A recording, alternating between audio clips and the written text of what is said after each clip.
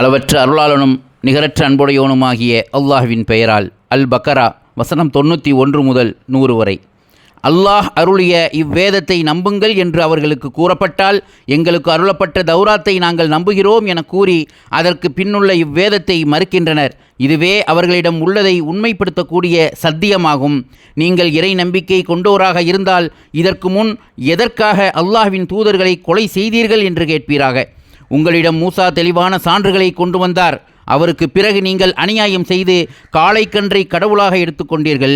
உங்களுக்கு மேல் தூர் மலையை உயர்த்தி நாம் வழங்கியதை உறுதியாக பிடித்து கொள்ளுங்கள், செவி சாயுங்கள் என்று உங்களிடம் நாம் உடன்படிக்கை ஏற்படுத்தியதை நினைத்து பாருங்கள்.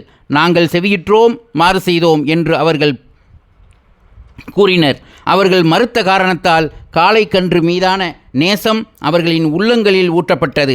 நீங்கள் இறை நம்பிக்கை கொண்டோராக இருந்தால் உங்களின் காளைக்கன்றின் மீதான நம்பிக்கை உங்களுக்கு எதை ஏவுகிறதோ அது கெட்டது. அல்லாஹ்விடம் இருக்கும் மறுமை வீடு மற்ற சமுதாய மக்களுக்கு இல்லாமல் உங்களுக்கு மட்டுமே உரியதாக இருக்குமென்றால் அதில் நீங்கள் உண்மையாளர்களாக இருந்தால் மரணத்தை விரும்புங்கள் என்று கூறுவீராக. அவர்களின் கைகள் செய்த தீயவற்றின் காரணமாக அவர்கள் ஒருபோதும் அதை விரும்பவே மாட்டார்கள். அநியாயக்காரர்களை அல்லாஹ் நன்கு அறிந்தவன்.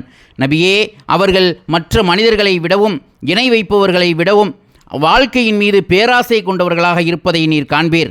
அவர்களில் ஒருவன் தனக்கு 1000 ஆண்டுகள் வாழ்நாள் வழங்கப்பட வேண்டும் என விரும்பினான்.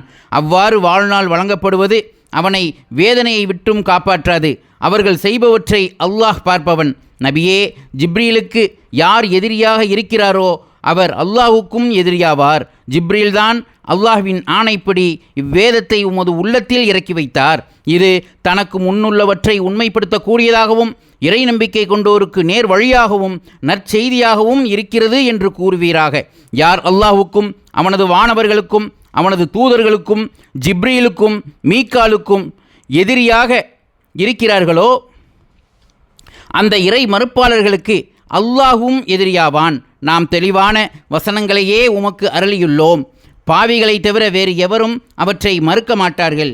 அவர்கள் உடன்படிக்கை செய்யும் போதெல்லாம் அவர்களில் ஒரு பிரிவினர் அதை முறித்துவிடவில்லையா?